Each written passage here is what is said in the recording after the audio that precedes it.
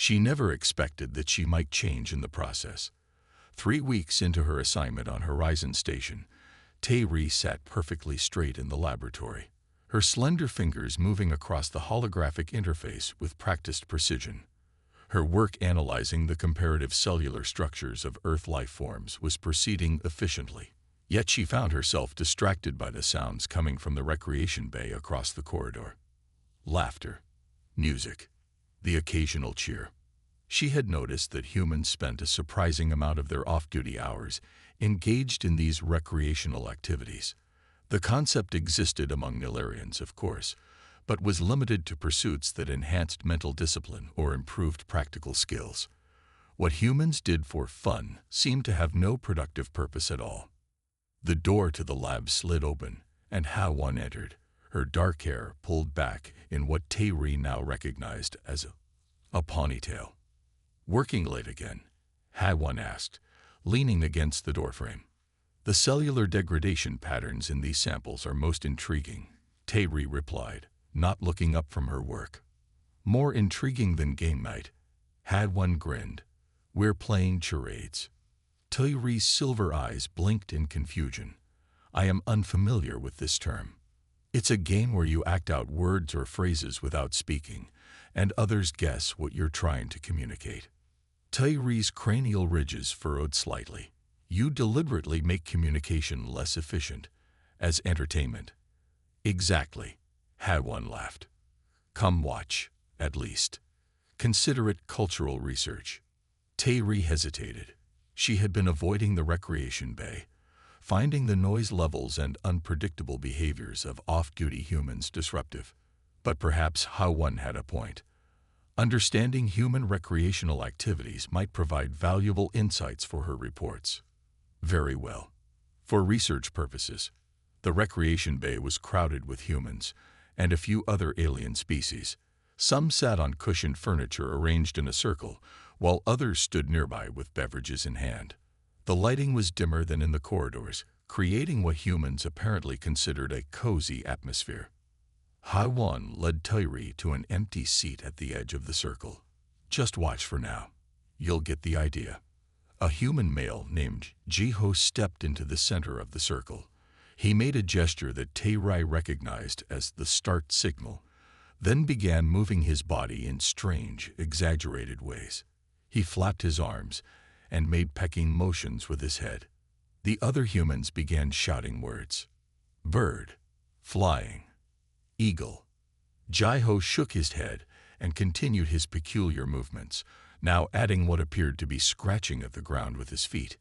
"Chicken," someone shouted, and Jiho pointed excitedly, nodding. The humans cheered. Tae-ri was puzzled. Why is imitating a food animal cause for celebration? "It's not about the chicken," Ha-won explained.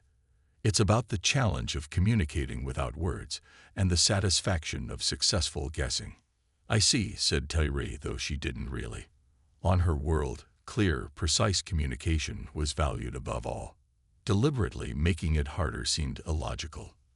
The game continued. A human female named Soo-jae pretended to be operating some kind of vehicle, which was eventually identified as a motorcycle. Another mimicked an action that turned out to be brushing teeth. Despite herself, Tae-ri found the display oddly compelling. The humans were so physically expressive, using their entire bodies to communicate. Nilarians typically kept their movements minimal and controlled. Then something unexpected happened. Jiho returned to the center and began a new performance. His movements were so ridiculous. Pretending to slip on something, flailing his arms wildly, falling dramatically to the floor, that a strange sensation bubbled up inside Tae-ri. A small sound escaped her throat, something dangerously close to a laugh. She quickly covered her mouth, her silver eyes wide with shock at her own reaction. Several nearby humans turned to look at her with surprised expressions. "Did you just laugh?" Ha-won asked, her own eyes wide. "I apologize for the outburst," Tae-ri said stiffly, her cranial ridges darkening with embarrassment. "Don't apologize. It's great." Ha-won smiled warmly. I've never heard a Nilarian laugh before. It is not our custom to display emotions so openly. But you felt it, right? The humor. Tae considered denying it, but scientific honesty prevailed. Yes, the physical movements were so unexpected and exaggerated that I experienced an involuntary reaction. That's what games are for, to feel things, Ha-won said. Joy, excitement, surprise. After the charades ended, Tae remained in the recreation bay, observing as the humans shifted to another activity, a card game that seemed to involve both strategy and deception. She noted how freely the humans expressed their emotions, groaning in disappointment, cheering in victory, laughing at mistakes. Have you ever tried it? Ha-won asked, gesturing toward the game. Nilarians do not play games that involve deception, Tae replied. It would be considered dishonorable. It's not really dishonest, it's strategy. Everyone knows the rules. Tae watched a moment longer. Perhaps I could observe more closely. Ha-won made space for her at the table. The humans explained the rules, and Tae listened with careful attention. She did not join the first round, choosing instead to watch the dynamics of play. Later that night, back in her quarters, Tae made her daily report to the Nilarian Science Council. She described her research progress in detail, but hesitated when considering whether to mention her attendance at the recreation activities. Would her superiors disapprove? Would they see it as a waste of valuable research time? After careful consideration, she included a brief mention of her observations of human recreational patterns, framing it as anthropological research. As she prepared for her meditation period, Tae found herself replaying the moment when she had laughed. The feeling had been strange, but not unpleasant, a kind of release. For the first time since arriving on Horizon Station, her usual meditation routine proved difficult. Her thoughts kept drifting back to the recreation bay, to the sounds of laughter and the expressions of joy on human faces. Perhaps there was more to study here than cellular structures. The announcement appeared on every screen throughout Horizon Station. Annual Star Festival.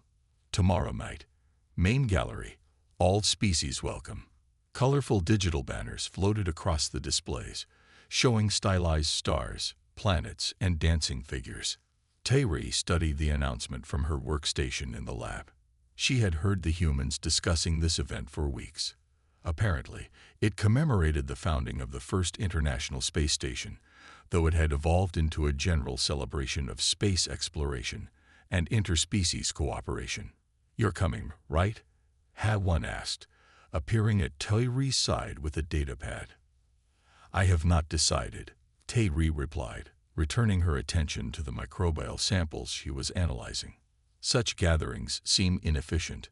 Not everything has to be efficient, Ha-won said, leaning against the lab table.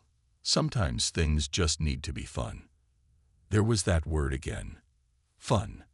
After 2 months on the station, Tae understood the concept better, at least in theory.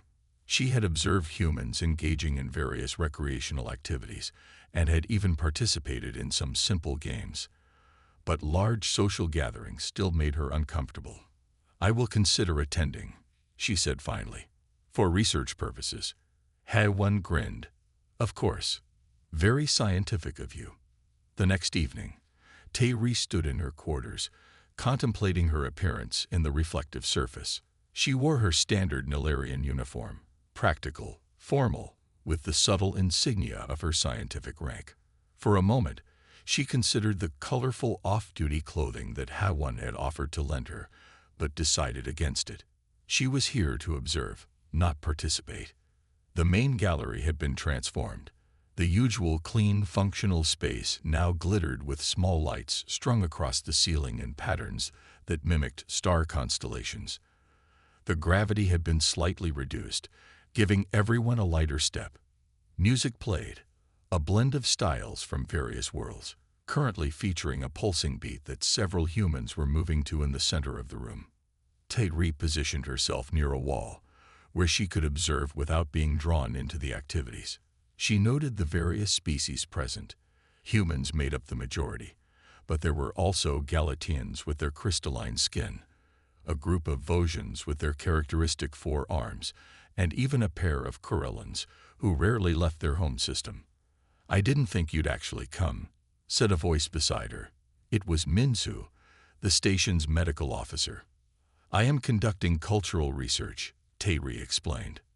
Minsu smiled. "From all the way over here against the wall." Before Tairi could respond, Captain Jun's voice boomed over the speakers. "Welcome, everyone, to Horizon Station's annual Star Festival. As tradition dictates, we'll begin with the lights of remembrance, followed by games, dancing, and plenty of food from across the galaxy. Let the celebration begin." The room darkened, and tiny points of light floated up from the floor, holographic representations of stars. Each person could take one and dedicate it to someone or something they wished to honor. The lights would then join a constellation that would shine for the duration of the festival. Even Tairi found the display beautiful. She watched as humans and aliens alike took their lights, whispering names or words to them before releasing them toward the ceiling. "Would you like one?" HFY appeared with a small glowing orb hovering above her palm. Tairi hesitated, then reached out. The light settled in her 4-fingered hand, warm but not hot. "What do I do with it?" "Think of someone or something important to you, then let it go." Tairi thought of her research mentor back on Nileria, who had encouraged her curiosity despite the rigid educational system. She whispered his name, then released the light.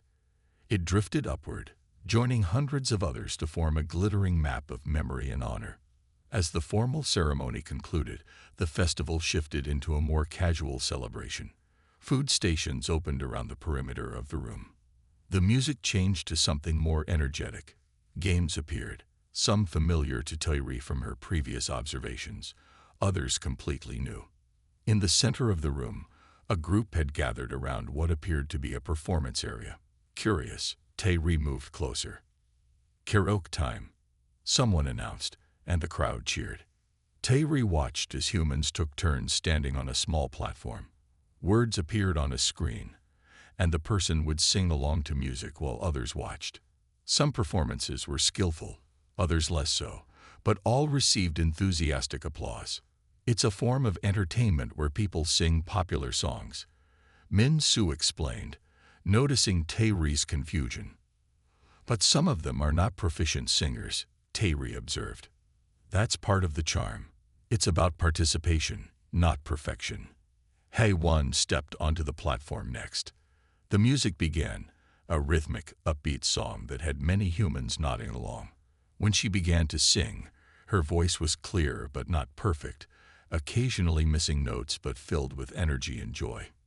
Tairi found herself captivated.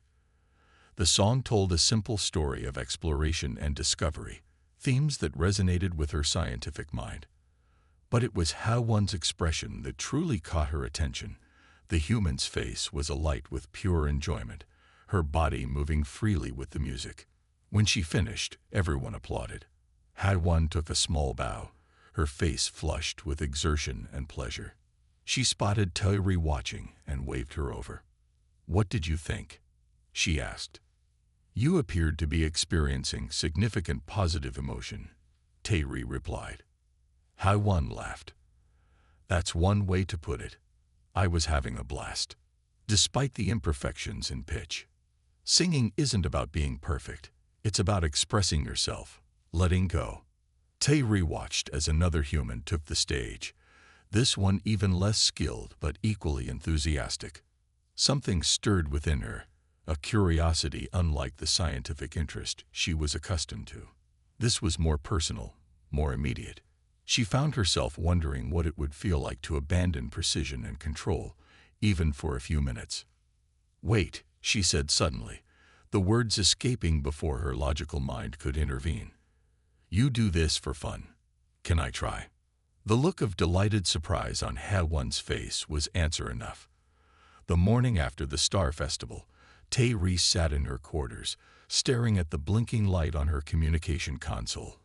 A message from the Nilarian High Council awaited her response. She had been avoiding it for precisely 2 hours and 17 minutes. Last night had changed something fundamental inside her. She had stepped onto that platform, selected a simple song about exploration that HFY had helped her practice, and sung in public. Her voice had been technically accurate, but stiff at first. Then something shifted.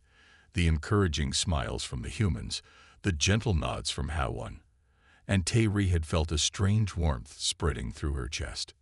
By the end of the song, she had even swayed slightly with the music. The applause afterward had sent a rush of feelings through her body that she still couldn't properly categorize. The console blinked again, more insistently.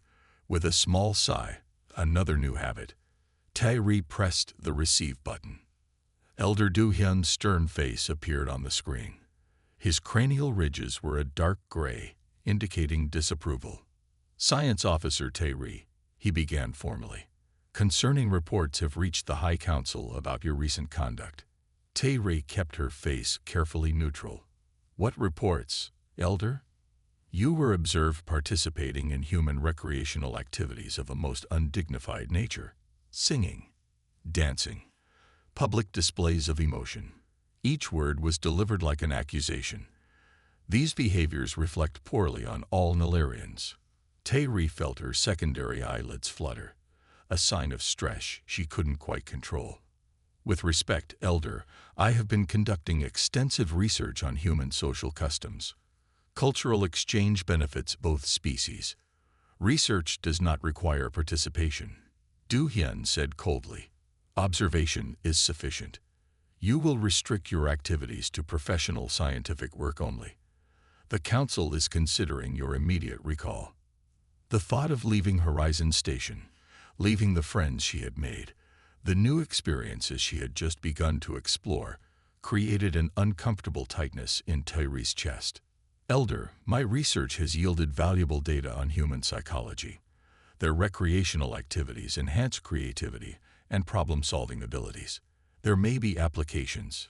"Enough," Do-hyun interrupted. "You will return to proper Nilarian behavior immediately." "That is an order. Report back in 3 days with evidence of compliance."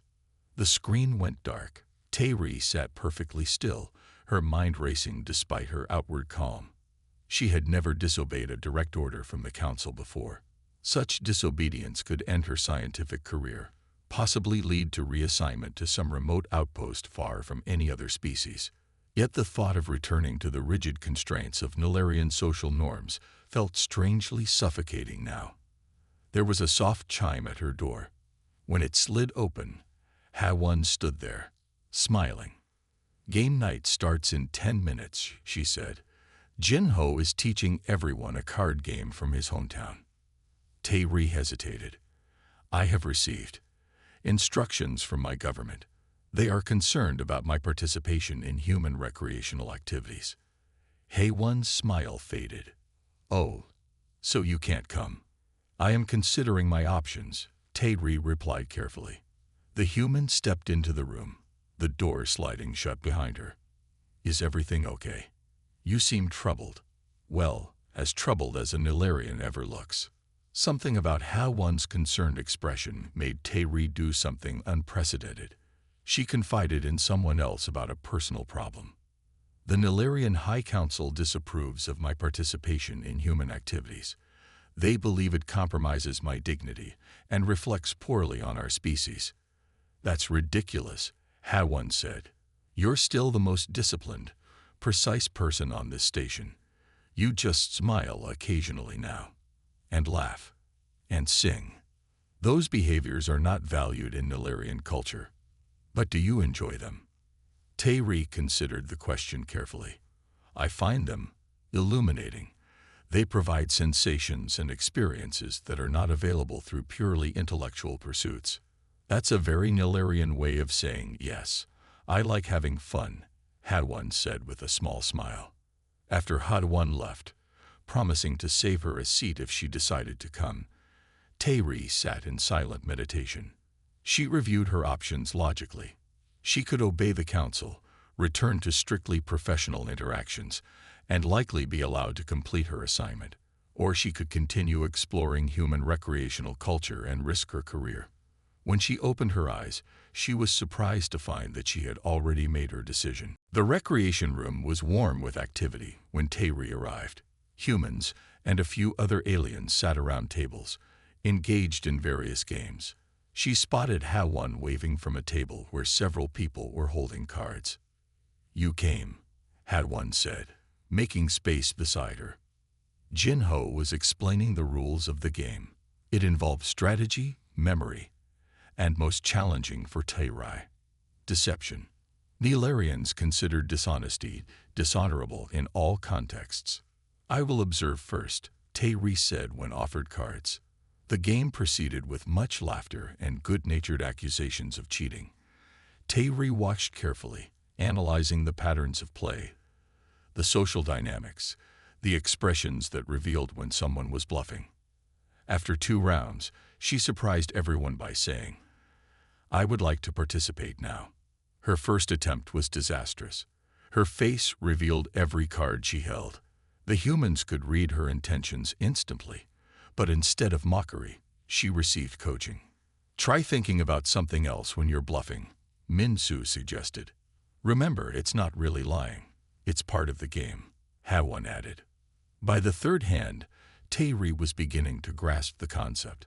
By the 5th, she won her first round, successfully bluffing about her cards. The feeling of achievement was surprisingly satisfying. "You know," Jinho said as they reset for another game, "you're the first Nilarian I've seen smile." Tairi hadn't even realized her facial muscles had moved.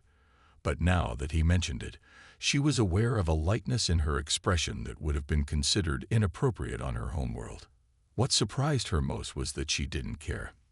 Later that night, as she prepared her research notes, Tairi reflected on the evening. The tight feeling in her chest when she thought about the council's disapproval was still there, but it was overshadowed by something else, something warm and expansive. She realized with sudden clarity that the tight feeling wasn't shame, it was fear. And the warm feeling wasn't just enjoyment, it was freedom. For the first time since joining the Nilarian Science Division, Tairi allowed herself to consider a radical possibility. Perhaps the Nilarian way wasn't the only valid way to exist in the universe. She would face the consequences of her choices. But as she drifted into sleep, Tairi found herself looking forward to tomorrow's game night with anticipation that no disciplinary action from the High Council could diminish. The Nilarian diplomatic vessel approached Horizon Station with the precise, measured movements characteristic of their advanced technology. Inside, Commander Sangmin stood rigidly, hands clasped behind his back, silver eyes narrowed as he prepared for what he considered an unfortunate but necessary intervention. Docking sequence complete, the automated system announced. "Welcome to Horizon Station." Sangmin had been dispatched by the Nilarian High Council after receiving troubling reports about Tairi's behavior. Their youngest xenobiologist, once considered a model of Nilarian propriety, had apparently been engaging in human recreational activities, singing in public, participating in games, and even, most shockingly, laughing openly. Such behavior was unbecoming of a Nilarian scientist. It undermined their reputation for discipline and emotional control. The council had been clear: assess the situation, and, if necessary, recall Tairi for rehabilitation. Captain Jun greeted Sangmin at the airlock with a formal bow that showed respect for Nilarian customs. "Commander, welcome to Horizon. We weren't expecting a diplomatic visit." "This is not a scheduled inspection," Sangmin replied coolly. "I am here to evaluate Science Officer Tairi's continued suitability for this assignment." A flash of concern crossed the captain's face. "Tairi has been an exceptional addition to our research team. Is there a problem?" "That remains to be determined."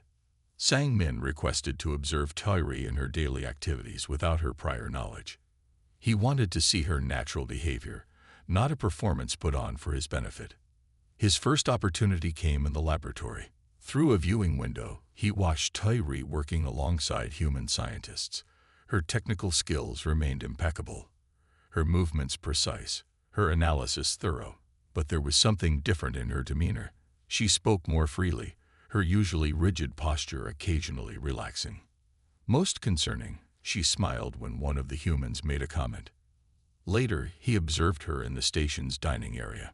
Instead of eating quickly and efficiently as Nilarians typically did, she sat with a group of humans, engaged in what appeared to be casual conversation.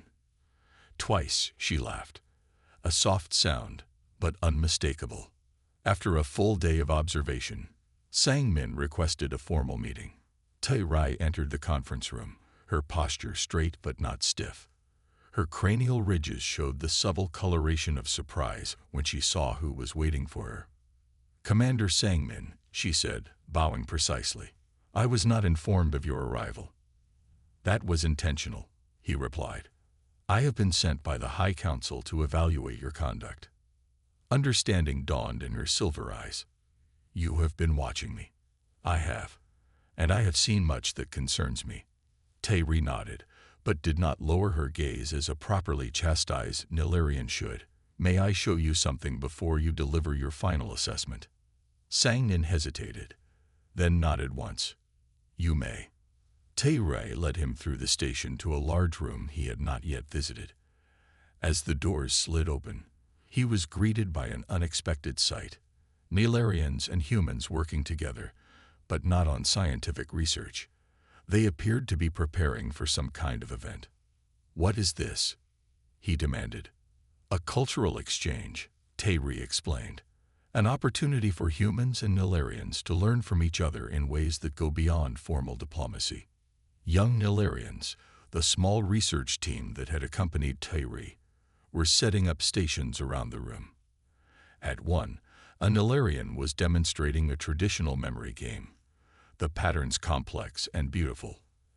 At another, a Nilarian mathematician was showing humans the elegant problem-solving techniques their species had developed. But most surprising were the stations where humans were teaching Nilarians. One human was showing a Nilarian how to play a musical instrument. Another was teaching the precise movements of a dance. "I expected to find you corrupted by human frivolity," Sang-min said after they had walked the full circuit of the room. "Instead, I find you have maintained your scientific discipline while exploring new methods of interspecies communication. The humans have much to teach us," Tae-ri said, "not just scientifically, but socially. Their capacity for joy does not diminish their intelligence or their achievements." "Joy is not a Nilarian value," Sang-min reminded her. "Perhaps it should be," she replied, with a boldness that would have been unthinkable before her time on the station. "I have found that embracing certain human practices has enhanced my creativity in problem-solving, strengthened my social bonds with colleagues, and increased my overall effectiveness." Before Sang-min could respond, Captain Jun approached them. "Commander, would you do us the honor of opening our cultural exchange? This event has been months in planning." Sang-min's first instinct was to refuse, but he was here to evaluate, and he had not yet seen enough. "Very well," he said. The event began with formal speeches, something Sang-min was comfortable with. But as the activities commenced, he found himself drawn to the stations, observing the interactions between species. At a game station, a young Nilarian named Jai-ho was teaching humans a traditional Nilarian precision game that required perfect memory and spatial awareness.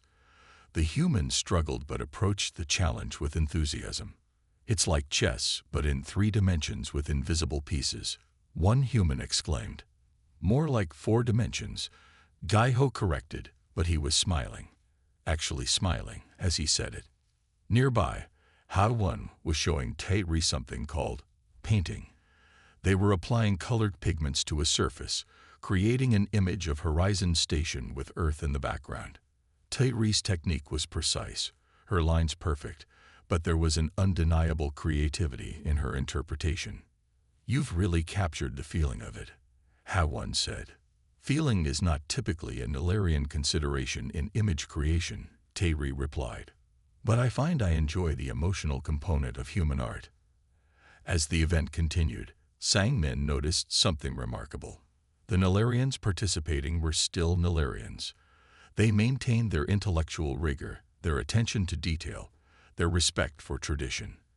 But they had added something new, an openness to experience, a willingness to express emotion in measured ways, a capacity for what humans called enjoyment.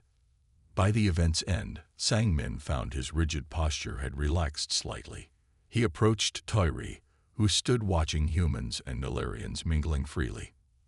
"Perhaps," he said, choosing his words carefully, "there is something to be said for finding joy in one's existence." Tairi smiled, openly and without shame, as Ha-won waved her over to join the next activity. "Your report to the High Council," she asked before leaving. "Will recommend the expansion of this cultural exchange program," Sang-min replied. "With appropriate Nilarian oversight, of course." Tairi's eyes widened slightly, the Nilarian equivalent of a broad grin. She bowed precisely, then hurried to join her friends. Sang-min watched her go, contemplating the strange feeling spreading through his chest. It took him a moment to identify it, so unfamiliar was the sensation. It might, he realized with some surprise, be happiness.